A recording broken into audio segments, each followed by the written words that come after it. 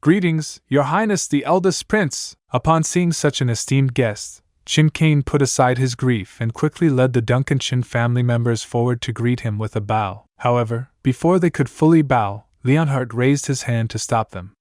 The deceased should be honored above all. Formalities are unnecessary. Saying this, he looked toward the memorial portrait in the morning hall and sighed. General Xavier Qin passed away at a young age. This is a great loss for Dragon Marsh. The departed are gone, but the living must carry on. Please accept my condolences. Tears welled in Qin Kane's eyes as he cupped his hands and said, Thank you for your concern, Your Highness. My younger brother's tragic fate has brought deep sorrow to the entire Duncanshire family. Leonhardt nodded slightly, glancing briefly around before asking with concern. I heard that Duke Duncan fainted from grief.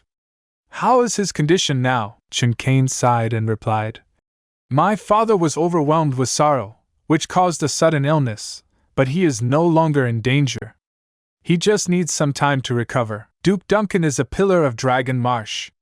To suffer such a heavy blow pains me greatly. If he needs anything during his recovery, please do not hesitate to ask. I will do everything in my power to help. Leonhardt said solemnly, Many thanks, Your Highness. Qin Kane bowed once more. He understood the underlying message in Leonhardt's words. Though the eldest prince was the legitimate heir, his influence was the weakest among the three royal contenders.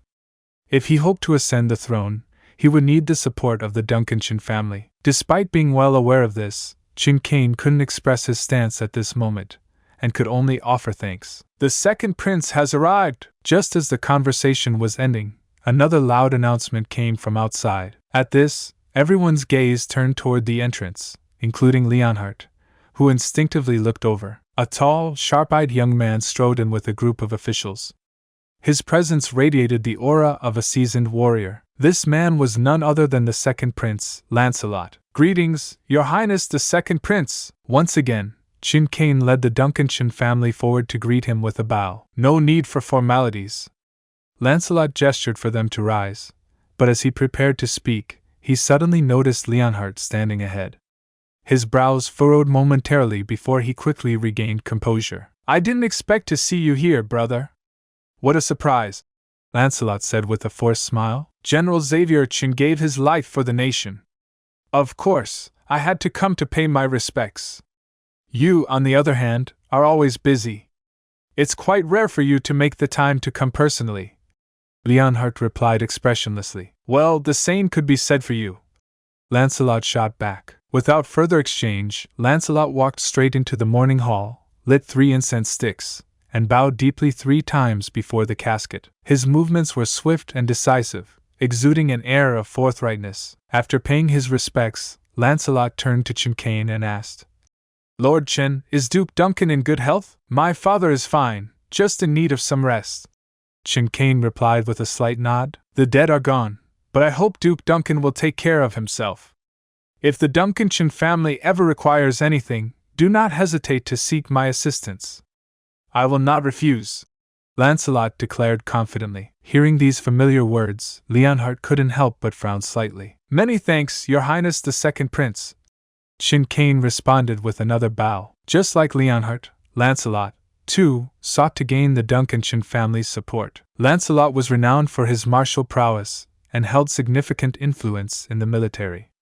If he could secure the Duncanshire family's backing, it would strengthen his position in the fight for the throne. The third prince has arrived. Suddenly, another announcement echoed through the hall. At this moment, everyone's expressions turned complicated. Leonhardt and Lancelot exchanged glances before turning toward the entrance. Yet another competitor had arrived. Under the watchful eyes of the crowd, the third prince, Julius, walked in with a group of officials. Julius was handsome and refined, exuding an air of elegance and wisdom.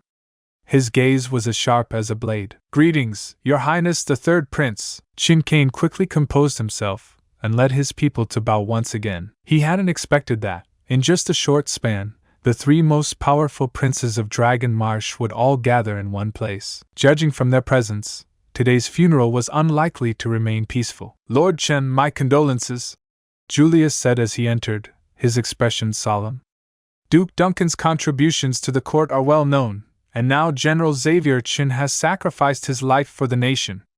The Duncan Qin family is one of unwavering loyalty. I will personally speak to my father and ensure that the family's merits are properly honored. Thank you, Your Highness the Third Prince, Qin Kane said, bowing once again. With all three princes present, the gathering on the surface seemed to be about offering condolences.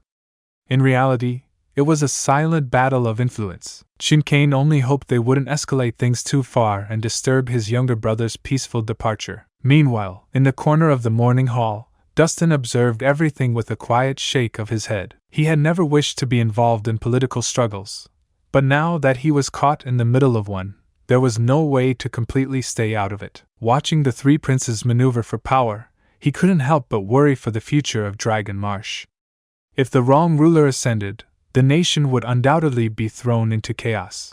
And just can't accept it. This can't be the end yet. You promised to never leave, and now you're gone. Can't believe I can feel the world slipping away as you slowly fade from my everyday. You promised forever a love without end, but now I'm left broken, struggling to mend. I thought we were so tight, destined for a lifetime, love with no end, love with no end. Staying in my imagination, memorizing the past time, the secrets, the love, the care, now they're echoes in the air.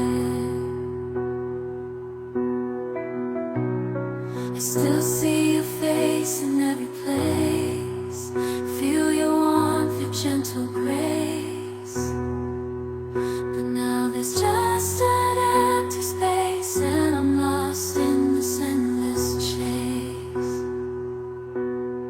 Keeping you in my heart, a piece of you I'll never